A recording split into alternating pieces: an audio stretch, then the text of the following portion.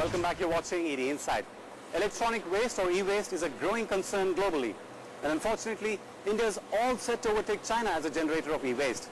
So what are consumers and marketers of everything from mobile phones to TV sets to everyday appliances doing to recycle them? Well, as Prem Shankar finds out, very little. It's the daily grind. Start the day with a call from your boss, rush to work for hours tapping away at the computer, get back home, chat with friends again later at night. What you don't think about is what happens to these gadgets once they stop working. Because that's when the real story begins. Most of it is being recycled in the unorganized sector. The unorganized sector, just to give you a flavor of what happens there, see, most of the precious metals are concentrated in the motherboards of any electronic item. So that motherboard is basically taken out and put into a cyanide plus sulfuric acid pond. Some gold particles get to the top, they are removed, and the remaining solution is dumped in the nearby water stream, which is extremely hazardous and dangerous, right? So most of the e-waste gets recycled in very, very poor, pathetic conditions in India. 3 years ago, an international corporation called GTZ published a report assessing the e-waste scenario in India. A whopping 4 lakh tons of e-waste was being generated from discarded computers, laptops, mobile phones, TVs, refrigerators and washing machines. A 2010 report by the Ministry of Environment and Forests estimates the e-waste generation in the country could exceed a whopping 8 lakh tons by 2012. The quantum of e-waste generated in the country is equal to the amount imported illegally. Activists are worried about the health implications. Everybody makes money in this process. Let's say a computer costs around 200, sold by a normal household, but at the end of the day, it generates about rupees 2,000 for everybody in chain. So it's a win-win situation for everybody, but against the environment and health of the people who are working. And the problem is growing at an incredible pace. The consumption of personal computers and laptops in the country has grown at a compounded annual growth rate of 16% since 2005.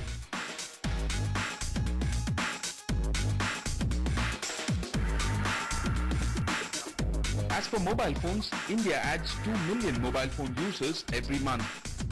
India is the second largest generator of electronic waste, and the rate at which the Indian economy is growing, in all likelihood, we could become the largest producer of e-waste. The Indian middle class has bounced back from recession. Surplus incomes have ensured huge consumption of electrical and electronic appliances. A McKinsey report projects the Indian middle class to number 583 million people by 2025.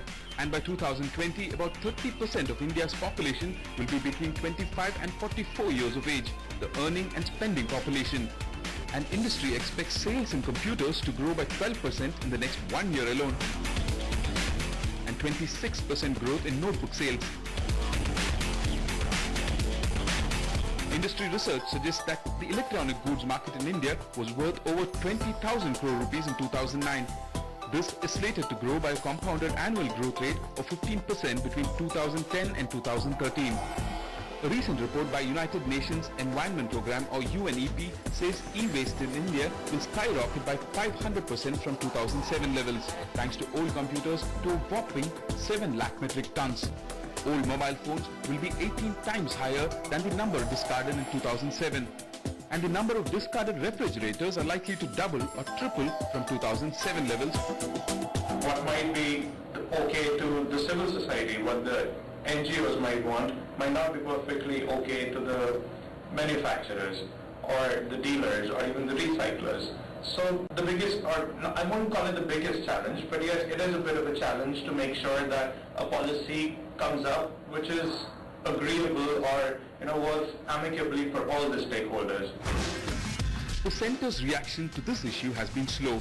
Only this year, a draft policy has been prepared by officials of the Ministry of Forests and Environment, which proposes the manufacturers to be accountable for the disposal of electronic items at the end of its life. Termed Extended Producer Responsibility or EPR, this is a rule common in developed nations. The manufacturer of a mobile phone, for example, will also have to ensure that the phone is disposed of in an eco-friendly and safe manner. If passed, this will become a landmark legislation in India, which till date does not have a proper policy tackling e-waste. the manufacturers, for example, if there is a manufacturer of a television, he is expected to collect the television which he has sold and then give it to the recyclers. This portion I am not very sure how effective it will be when it is implemented, but then that's being covered in the legislation. So we have to wait and see. But I am very sure that as far as the industries are concerned, the legislation will definitely help regularizing the disposal and safe handling of the e-waste.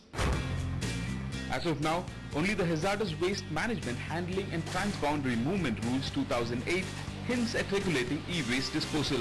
But a hint is simply not enough in a country with exploding growth in consumption. So it is now up to industries like the IT sector to take steps on their own to help save the environment.